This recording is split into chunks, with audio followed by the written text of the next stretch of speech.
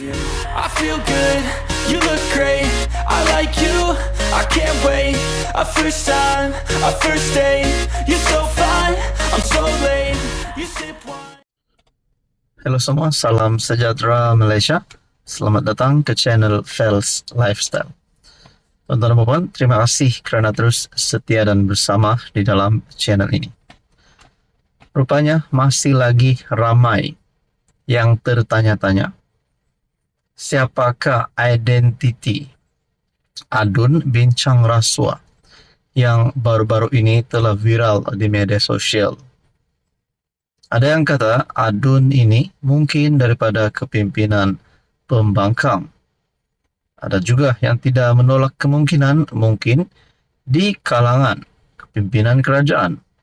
Namun, yang sudah pasti identiti adun bincang rasuah ini masih lagi menjadi pertanyaan, masih lagi menjadi persoalan.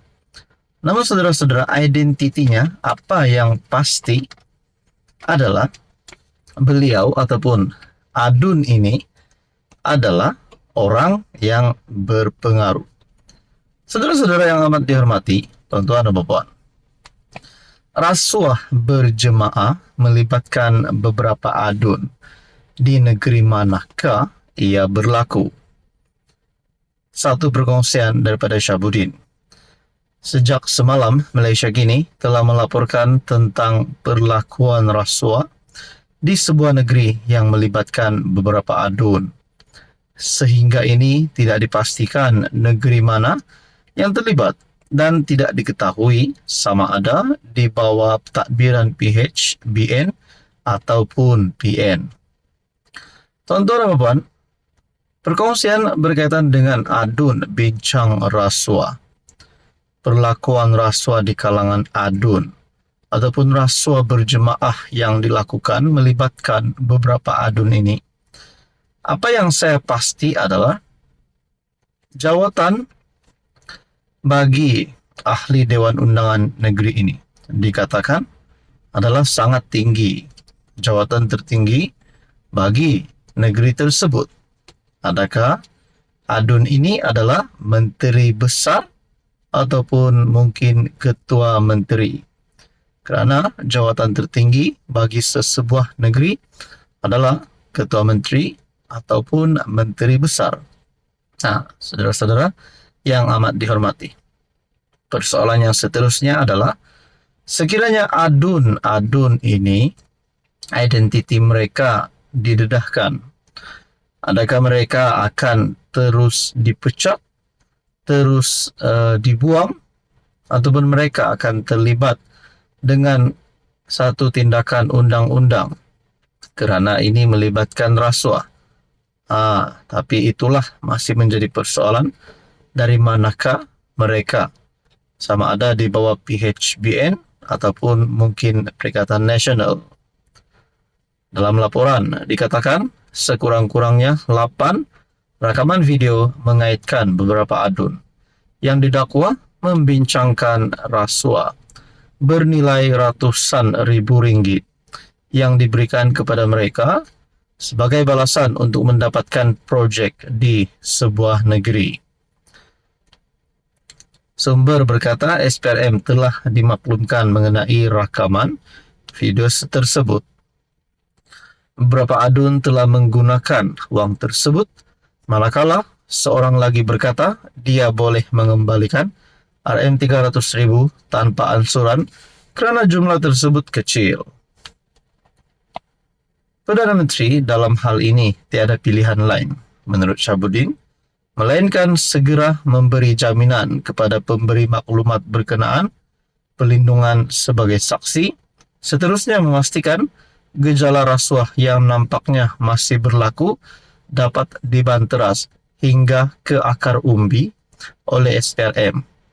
Apalagi jika ia dilakukan secara berjemaah dan tanpa segan silu, menurut perkongsian daripada Syabuddin Husin. Dalam pada itu, tuan-tuan dan puan yang saya amat hormati, kepimpinan PKR dalam satu kenyataan berkaitan dengan video bincang rasuah adun bincang rasuah. Menurut EMK, SPRM perlu siasat walau siapapun terlibat. Pemuda PKR berharap SPRM akan menyiasat pendedahan seorang pemberi maklumat yang mendakwa memiliki video memaparkan beberapa adun membincangkan penerimaan rasuah berjumlah ratusan ribu ringgit tanpa mengira pihak mana yang terlibat. Tuan-tuan, apa komen anda? Halo semua, salam sejahtera Malaysia. Selamat datang ke channel Fels Lifestyle. Tuan-tuan dan puan, baru-baru ini gempar satu Malaysia. Kita dikejutkan dengan satu berita yang panas yang melibatkan adun berjemaah, melibatkan perlakuan rasuah.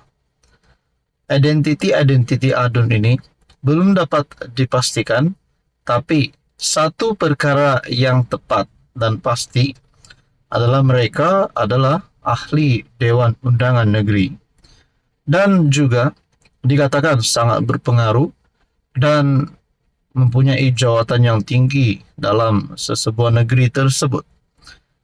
Mungkinkah mereka ini adalah menteri besar ataupun ketua menteri? Tapi saudara-saudara yang amat dihormati, berkaitan dengan adun terlibat dengan pelakuan rasuah ini, satu lagi keputusan berkaitan dengan ini.